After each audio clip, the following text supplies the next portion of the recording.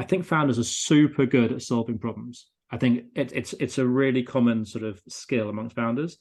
The problem comes when you're trying to solve the wrong problem. Welcome to the Business Ownership Podcast, brought to you by Awareness Strategies, helping you navigate the waters between entrepreneurship and ownership. Hey there, peeps. This is Michelle Nidlick, and I am super glad that you're here with us today because I'm here with my most amazing guest, James. James, thank you so much for being here with us today. Oh, my pleasure, Michelle. Thanks for having me. Awesome. So give us a highlight of who you are and what you do for business. Oh, it's quite simple. So I'm a founder coach. I work with founders from sort of Sequoia backed through to bootstrap founders. And I really specialize in the area where they start heading into the growth danger zone and have successfully got from 0 to 1. And it's now like in the sort of the scaling part, and whole new challenges await. Nice. I love it. So first off, before we get started, give me your definition of scaling part, because I know a lot of people have different views of that. And then we'll get into how you got into coaching as a thing. Sure. So for me, I think that once you've got, it's different for different businesses, but I think there's sort of 0 to 1 stage, you're a founder, you're quite focused on survival, you've got an idea. And I mean, it's tough, but actually your outcome is quite simple, which is just survival. And then you get to a stage where you've survived, you've got revenue, you've got profit, and actually the challenges become different, and that can be around. And now you get headaches. Yeah, it's like, well, because it's almost like the problems of success. It's kind of like you've got so many options on the table. Strategically, you can do more things. Like all the ideas, suddenly you've got the time and thought to explore them. You've got bigger team. You start bringing like a management layer. And you start getting to the stage where your revenues might be increasing, but suddenly you feel like your profits dropping. Mm-hmm. And you've got all these headaches you're not used to, and you feel out of control in the business because you're trying to manage through managers. And you probably find your hours are racking up. Same with my clients, the hours start racking up because it's kind of like 50-hour weeks, 60-hour weeks, 70-hour week. And actually the time just seems to go. And there's just this lingering sense that, where is this going? Like I've got this clear idea of roughly where I want to be, but I feel like I'm sort of off track from that. And it's just the wheels are spinning. Yeah, we will totally delve into that in a minute, because I think that's a really important stage of business to understand what's going on and why it happens, because we often feel like we're gaslighting ourselves in that moment. But let's back up the bus a little bit and go, how did you get into coaching that phase as a thing? So I suppose my career to date took me into that. So my first 7 years, I worked for a multinational doing business turnaround. So that was like 130,000 person business, and they put me across different countries. So my last role with them was turning around an engineering business in the Philippines, which was kind of cool. And then I cut sort of a startup phase where I just started with a friend, which was like, it was successful. Success theatre-wise, it's successful. Like, with some really good partnership, we won awards, but fundamentally we had to shut it down because it wasn't actually, we never got the traction that we needed. And then I moved into, and I scaled a business, and we won like international awards for scaling. And then I just got to a stage where personally, so I kind of had the founder experience, and I'd kind of done it, and I got to that stage myself where I was superficially successful, but actually I was very stressed personally, and I wasn't achieving what I wanted to do. And there's this whole narrative around, oh, well, worry about your personal stuff when you've exited. And me and my wife had been trying to have a kid, and we were unsuccessful for a while. And it just got to the stage, it was like, this is not the life. This path is not going to take us to the life that we want. Mm-hmm. And I actually had a coach for 6 years, and that was really helpful for me in terms of really just crystallizing these thoughts. And so eventually I sold the business in 2020 and thought I'd really benefit from coaching. And I thought that I've always been interested in people. I had the skill set from the business perspective. I had the skill set strategically and practically, and I could help there.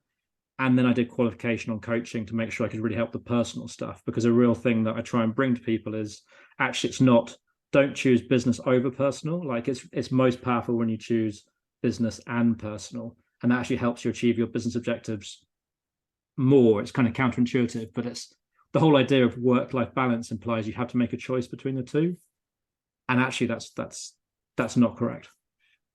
Nice. I love it. Well, and I I am a huge advocate of choosing lifestyle first so that you know how to build your business. And as I like to say, it's once you've made that choice, 90% of the options are off the table. So it makes it a lot easier to not get into that phase where you're gaslighting yourself, trying to figure out what you should be doing. 100%. And I also think our definition of success we set when we're so young, Mm-hmm. and we don't really come back to re-examine it. Like we start work and we just like we're constantly trying to chase, and like we've got this kind of immature definition of success, which can be like, oh, corner office or hundreds of people or sort of a yacht or whatever it is. And actually when you take a step back and go, okay, I'm X years old, what do I value today? It's often a very different answer, and that helps really clarify what you need to do that. But until you take that time to take a step back and go, what outcome do I want today or in 3 years' time, it's very hard then to make all the decisions you need to make in order to get there. Absolutely. Well, and I think it's kind of like goal setting in general. It's just most people don't have the wherewithal to become serialpreneurs to achieve a whole ton of them.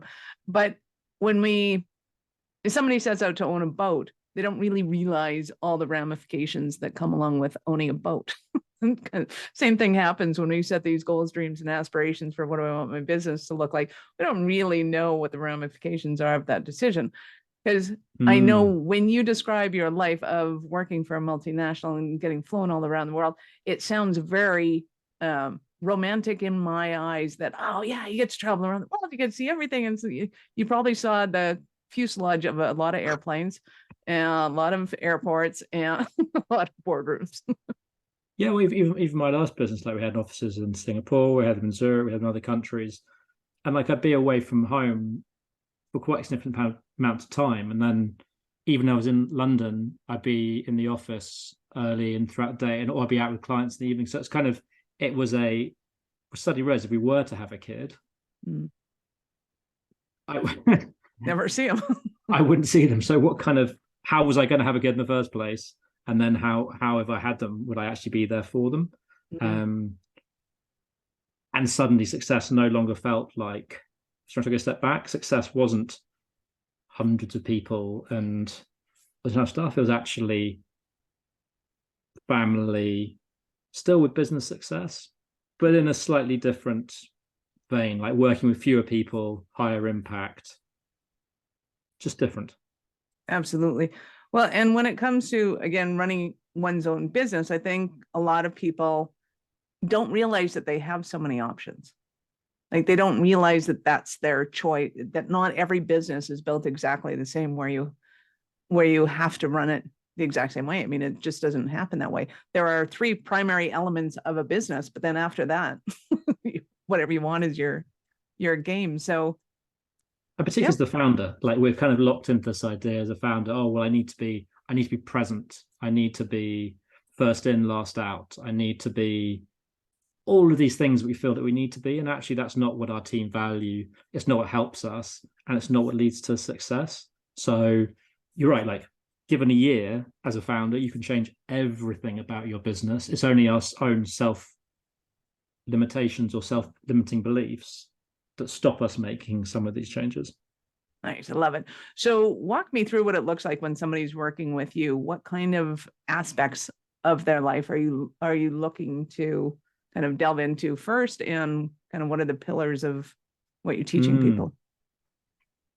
So I think a big thing for me is just that clarity around what the end goal looks like from an integrated work and personal perspective, because we often have that kind of huge 50-page 5-year plan with numbers attached to it from a work perspective, and our personal ones, we said earlier, kind of, oh, I'll figure out when I retire or when I exit.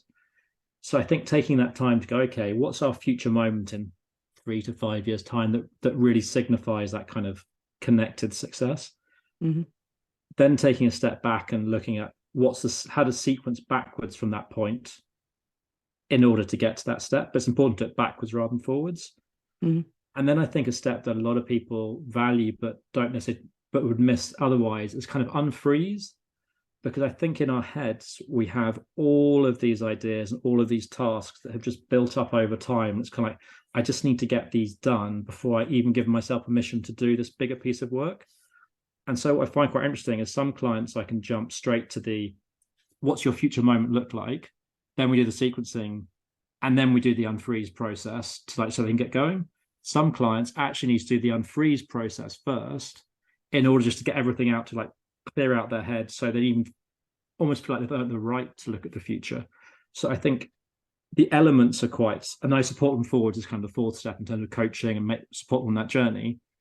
But I think step 3 can be step 1, depending on the client. But it's those 4 things. It's get that future moment right, sequence backwards, unfreeze, and then support forwards. Absolutely. I love that because I think a lot of our clients come to us. They're like, oh, I just have to get my webpage finished. I've just paid somebody to do this thing. We're just going to do that thing. I'm like, everything you're talking about is going to be a complete waste of time because all of it's wrong. None of it is going to get you where you want to go. So there's really no point. And I know it sucks because they've probably spent a lot of time, money, effort, attachment to this idea of whatever it is they're building, but it just doesn't get them to their goals. Like it's completely moot. Well, there's a lovely term called technical debt that CTOs use, and the idea is as you build and build and build, you create this technical debt of all these things you ought to do or should do. And actually, I think founders do exactly the same thing. And actually, that might help you get towards path A, but actually, if you're trying to go for path B, it can just be wiped. Absolutely. Especially if somebody wants to go from, they've been building this accolade of, oh, I want a really big business. I want an international business. And then it's like, no, I really want a laptop lifestyle. And it's like, yeah. Then all of this, you don't really have to finish. You just have to stop. Well, I mean, you get this even strategically. Like, so if a client of mine, they built this massive business and then they realized that half of their business was irrelevant because their whole idea was to sell it. A buyer would just not value, because their business was split into sort of service revenue, like tech recurring revenue, and service line revenue. A buyer would only value the recurring revenue. So half of their revenue was irrelevant, which meant, and that actually part of the business took up more than half of his time. Just that insight of going, actually, I'm trying to sell the business. It's only getting valued here. Therefore, I don't need to be doing all this stuff. A month later, he'd found a partner to outsource it all to, and he got 60% of his time back. Yay! I love that. That's awesome. It's when I think it's a lot of it has to do with, I have this idea, I have to nurture it. I have to prove that I can build my dreams. I can do what I said I was going to do. And oftentimes in the entrepreneurial world, what we think is necessary in doing what we said we were going to do isn't necessary. And it comes back to kind of the 80-20 rule of revenue and success, and being able to get into the flow of what we do effortlessly doesn't really require effort. Yeah, and I think we get caught up in this idea of efficiency over effectiveness. It's like, it's kind of like, oh, how can I manage my time more effectively? How can I get more done? How can I? And actually, it's the wrong question. The first question we're asking is, should I even be doing it in the first place? And the reason is we've kind of, throughout our career, we start and we're junior and we kind of, we get given a task, like, do it more effectively. And you get a bit more senior, it's like, do it more effectively and get your team to do it more effectively. And then you become a founder, and literally you could fill up your diary 100 times, no problem at all. So actually trying to be more efficient is kind of the last thing you need to be worrying about. There are things you can do to be more efficient, but there's important things to do first. Nice. So have you noticed that there's a difference with different models of kind of things that people should be looking at? So for example, if somebody has a local retail outlet versus somebody that has kind of a national versus somebody that has an international company, when they're looking at their kind of the end goal, their productivity, what they want to achieve, is there kind of elements of their business that are going to be different? Or is it like, walk me through how you take somebody through that process of seeing, because I know a lot of, and I'll get to, there's going to be 27 questions in here by the time I'm done, but oftentimes I will see people looking at, well, I just need the marketing. I just need to know how to get to my target market here. I just need to have this operational thing smoother. And they don't really know how to look at their business as to start strategizing for it, because they're still so busy in the weeds of the tactics. But I also see that there's a difference potentially of whether somebody has a local, a national, or an international business, but they might not. I think there's probably two common things that I would say regardless. One is that a lot of people find it very hard to be on their business rather than in their business. And that's a bit of a truism, but particularly when you start getting busy, you become so head down. It's like, I just don't have time. Like, I don't have time to plan. I don't have time to think. I just need to get it done. And then at that stage, you're very much at the wrong end of what I call the 110-100 triangle. You're very much in the fixing and firefighting stage rather than the planning. And that's where coaching can really help to like just take that step back and go, no, let's take an hour and let's just breathe and think about what you're trying to achieve. And actually so much stuff becomes simpler. So I think being on it really helps. And then I think the other common issue is that I think founders are super good at solving problems. I think it's a really common sort of skill amongst founders. The problem comes when you're trying to solve the wrong problem. And I think as you identified, someone might come to me and go, oh, the problem is X. And it's not to say that X is not a problem, but it's not the cause, it's not the root problem. It's just a surface problem. And so if you dig a bit deeper, the question might be like, oh, how do I do this marketing tactic more effectively? Actually, the root cause might be, how do I retain customers? Or what's my I don't have the right product market fit, or actually my profitability level is wrong. So actually taking the time to really listen with an external perspective, but with experience from like lots of different industries, and go, okay, well, that's actually the surface problem, but actually the root cause is this, and addressing this not only fixes this problem, it fixes this one, this one, this one, and this one. So I think those are the two things that I see come out time and again. Absolutely. Well, and I think our businesses, because we're emotionally attached to them, become this, what I call it, the Christmas lights of time gone past. We're so busy intertwining things that eventually it just becomes this knot, and we need somebody else's help to be able to line up their thoughts kind of individually, so that we can look at them one at a time, not necessarily how they're interacting with everything else yet, and then go, okay. And then we get into that point of, I think when this is when I was with Jardines, what they taught me is like, business is business. And I think I was unusual in that I was taught, most people grow up in business and they're specialists. They learn to become, let's say, a marketer. They're a junior marketer, a senior marketer, marketing director, then they run a marketing business and they're a specialist in marketing.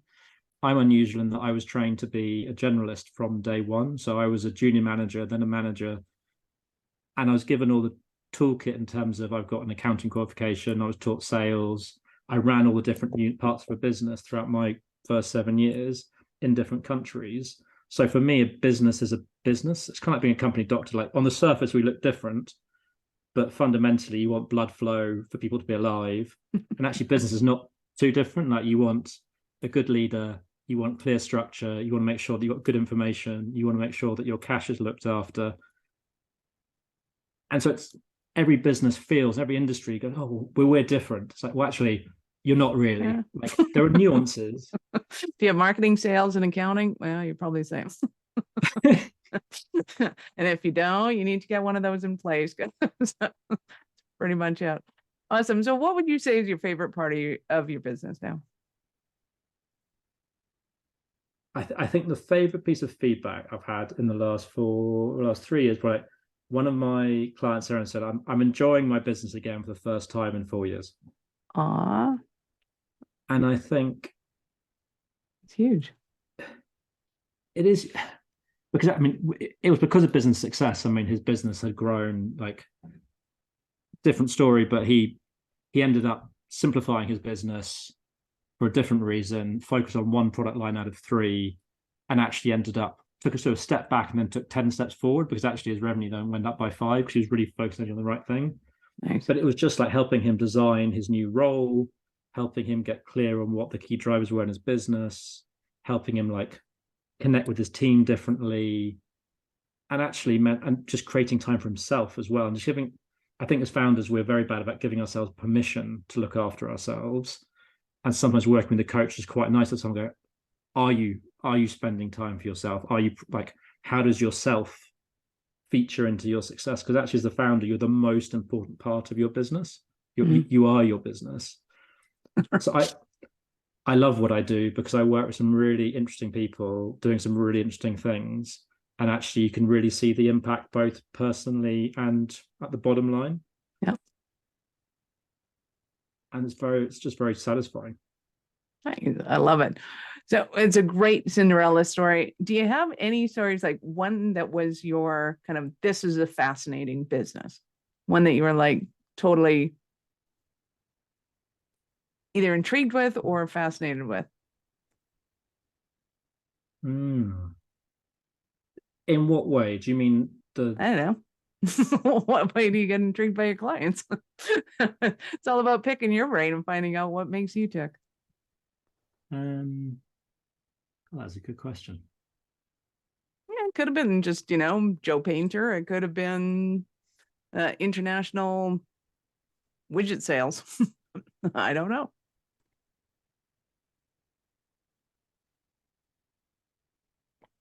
What I do know is I'm going to keep talking until you think of something, though, because I don't want dead air. I'm good with you thinking. I'm just going to talk while you do it. It's turned like a filibuster. So the thing that's coming to mind is like one is just that genuinely all of my clients with their businesses I do genuinely find fascinating, because it's the thing I love about business is that it's a very simple game in theory. You can just play it in so many different ways with so many different personalities, and therefore it's like and you can be quite clear on like, are you doing well or not? But how you do it is almost limitless. Yeah. I think the most recent example I can give that I think is really fascinating is looking at generally I've worked actually with solo founders, because they run into all the issues of being isolated and like not having the support that they need, and it's kind of, that's been really fascinating. But I've been working with quite a few co-founder pairings recently, because there's something about the co-founder dynamic where you feel it's crazy. It is crazy, because you feel you're kind of married together in a professional setting. Yeah. You feel like you should be entirely on the same page, but you almost can't be, and you probably don't have the time. You most people don't give it the time, like in any relationship, enough time to actually talk and check in, and you're so focused on the business that you can know each other's personal and your own personal, and over time that can build. So actually these guys run a really, really great marketing business, and they're doing really well, doing really great things. But they actually originally got in touch with me just to reconnect personally, and that's led to all sorts of insight around the business as well. But it was interesting that they had that awareness to go, there's something in this that isn't quite working at the moment. It should be. We still both believe in each other and it's great, but the cracks are beginning to show. And almost like marriage counseling for business owners. I actually went up with them, and they were sitting on a sofa together. We were sitting in a co-working space, and the two of them on the sofa, and I was sitting on a chair. I was like, this really does feel like marriage counseling, which to a degree it is. But I think the fashion it's just really how the person, I'll talk about this all the time, like the personal and business so interact. Like you really can't separate the two. And if both are really firing and you feel good as a person and you feel good about your business, it just shortcuts the whole process. Because I think there's this whole narrative around, oh, well, overnight success. Oh, you see all stuff on LinkedIn about, oh, they've been successful in, look what they've achieved in 2 years. And it's just not real. Like, so much of it's success theatre. And actually going into it, actually, I'm going to need to spend probably 5 to 10 years on this. So if I don't want to spend 5 to 10 years doing this, and I don't want to spend 5 to 10 years with this person, and if I am going to spend 5 to 10 years with this person, that is a relationship that's going to require a lot of work. Mm. You approach things very differently because you're not rushing. You invest in things that are important. You take the time to think about the future. You take the time to invest in a relationship. You take the time to invest in yourself because you're not trying to sprint a marathon. Mm-hmm. And so much the language that we use is around, stretch goals, sprints. And actually, if you can't remain under stretch for 10 years, you can't sprint a marathon. So it's just realizing that, and then sort of taking the appropriate steps, which is looking after yourself, getting a coach, thinking about the future, all of this stuff. The more I'm thinking about it, the more I think if you marketed it this way, you could have a very nice tight niche. Because I think of all the partners that I went into business with, we were so dynamically different. It wasn't like, oh, you take care of this side of the business, I'll take care of that side. It was parallel opposites. Oh my God, what did we get ourselves into and how do we do it?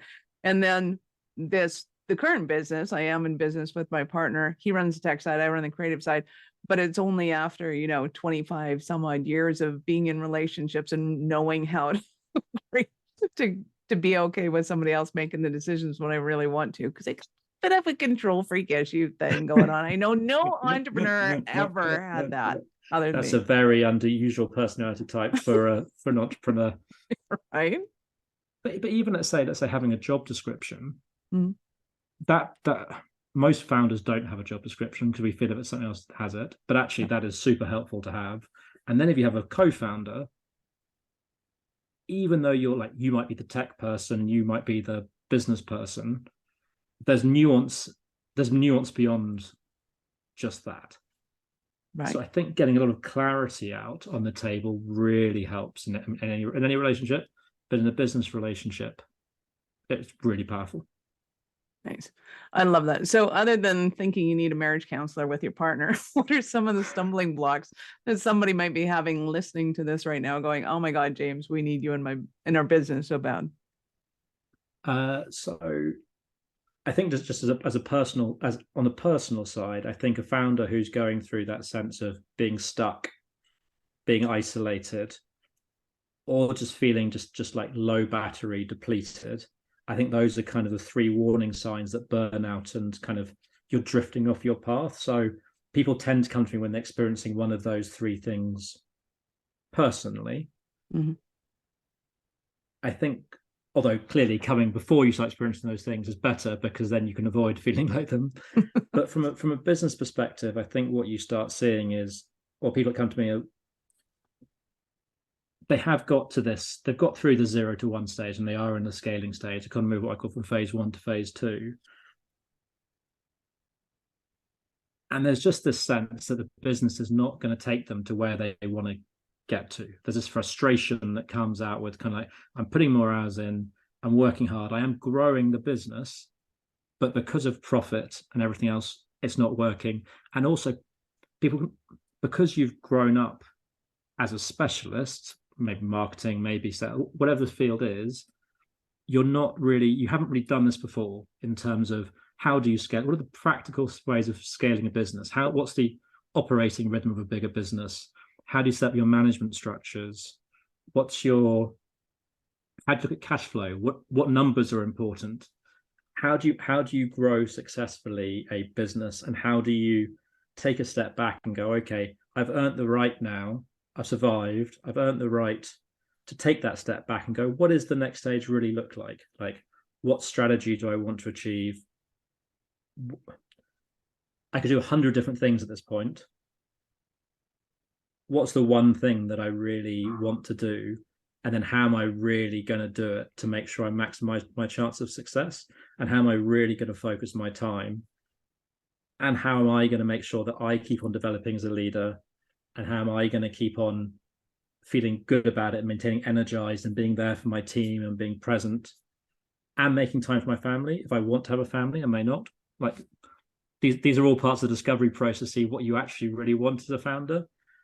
But I think that's where my skill set and background is helpful because I can address all three. So the strategic, practical, and the personal. Nice. I love it. Well, know that some of our listeners are going to be relating to all of those questions, and they're definitely going to want more from you. How did they start their journey with you?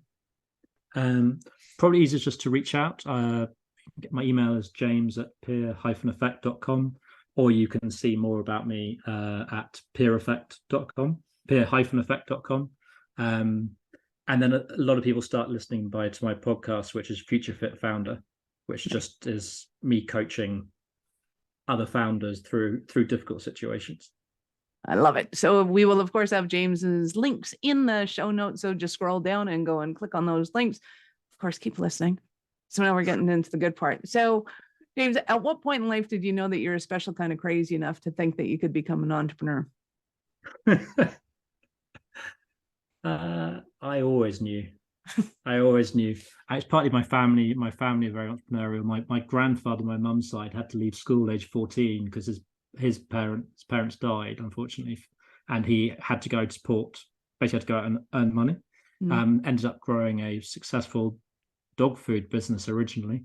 My dad got made redundant age 55 and ended up setting up 2 or 3 very successful businesses.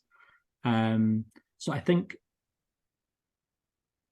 I had friends of mine's fathers when I was growing up who got made redundant as well. I just left me with this real thing that this idea of job security is a misnomer. Like it doesn't exist. Like just because you're employed by someone, you're actually in some ways much more vulnerable. So much better to control your own destiny. And I have all the sort of intrinsic sort of desire to be in control. All of those traits that an entrepreneur has, as you think. But I think I'm also slightly unusual in that I really enjoy other people's success, possibly even more than my own, which I've always found throughout my career. Like I've always, like when I train people or develop people or colleagues gone to, like I really like that. And I've always supported people outside of my work to do stuff like help friends set up businesses, or for example, I helped my hairdresser set up her hair salon just because when she's doing super well.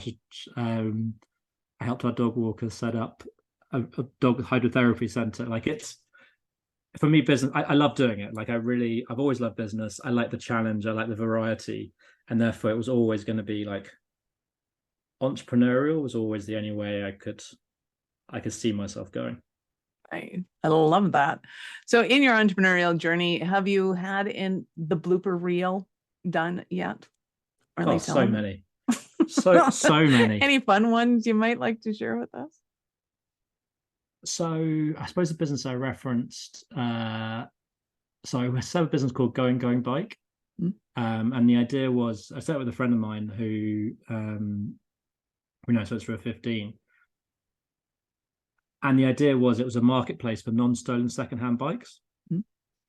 And actually, we non-stolen. A very key point in the tagline. It is very key because actually, so that's kind of hilarious marketing.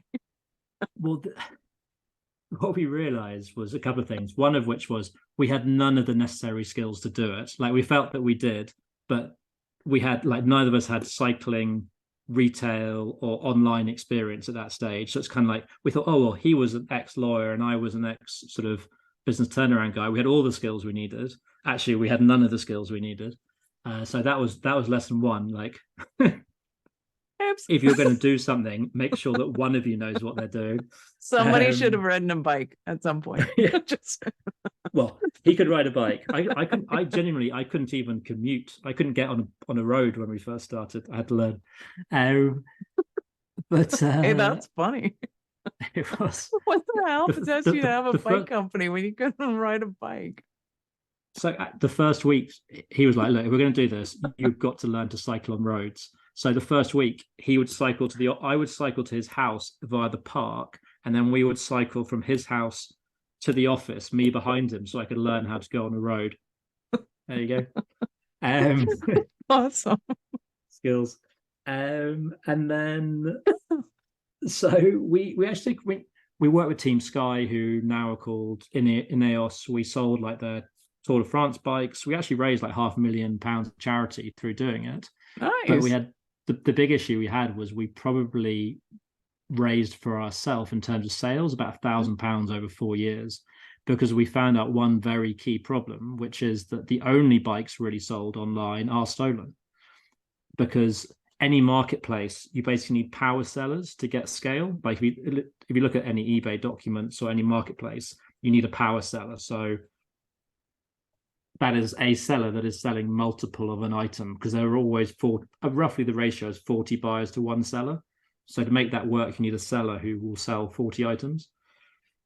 In the bike market, that is bike thieves. So we never got enough stock. We always had demand with never enough stock. Oh my God. And so we had to make a decision after about 3 years. It was like, either we just go all in and just go, right, let's accept we're bike thieves or bike fencers. let's make money, or we stick to our guns as kind of like ethical and our purpose. And that's what we decided. And so we stopped. I mean, it was an awesome experience. I mean, Sure, all of so London much. was very happy with that. Yeah. Well, it was we did so many silly things. I mean, we blew all of our money on launch, initial money on launch, like so many mistakes, which you go back to and go, we need to make a big bang. And then so many mistakes, but I would do it all over again, because we had such a good time doing it. We got to experiment and do some really stupid stuff marketing wise. Like we had a whole marketing thing called "I could have stolen your bike." But we won't because we're unethical. So we went around London putting these stickers on people's bikes, going, that was one of our marketing ideas.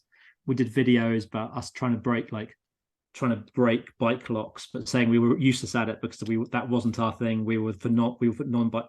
Anyway, so we had lots of fun. But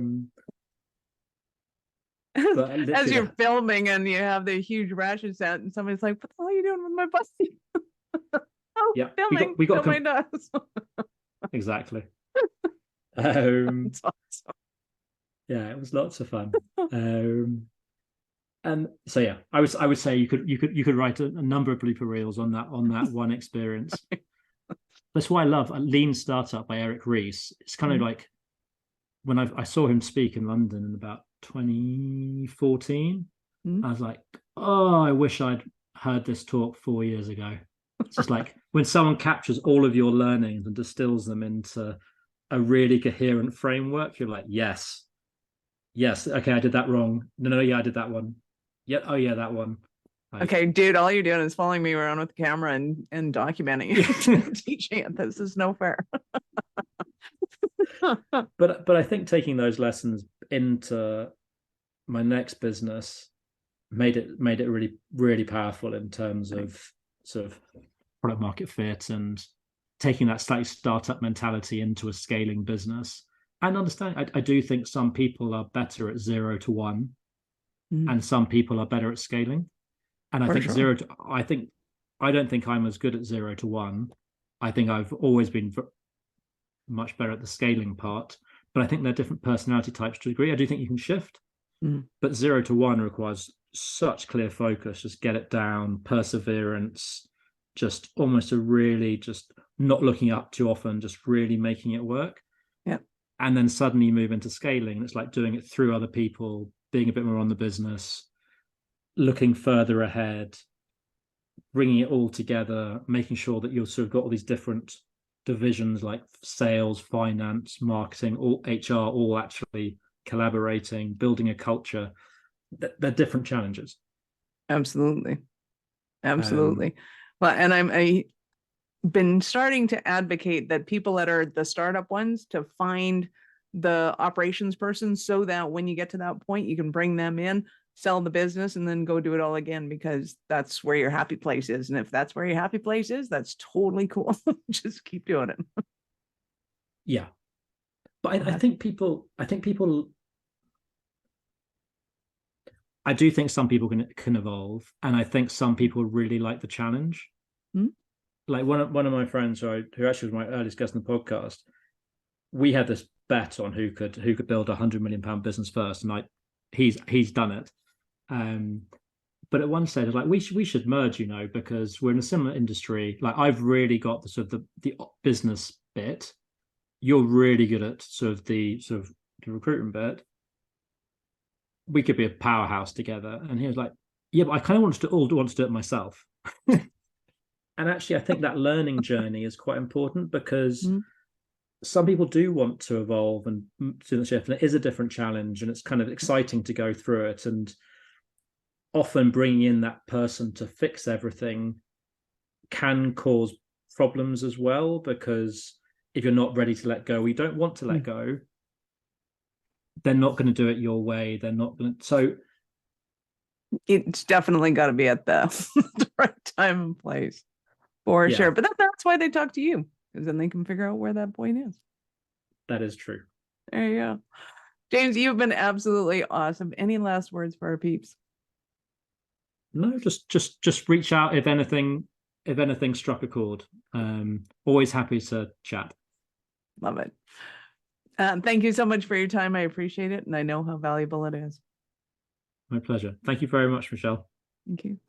Peeps, this is Michelle Nedelec. Thank you for being here today. Please be sure to subscribe to the show and share it with your friends. We love helping entrepreneurs grow.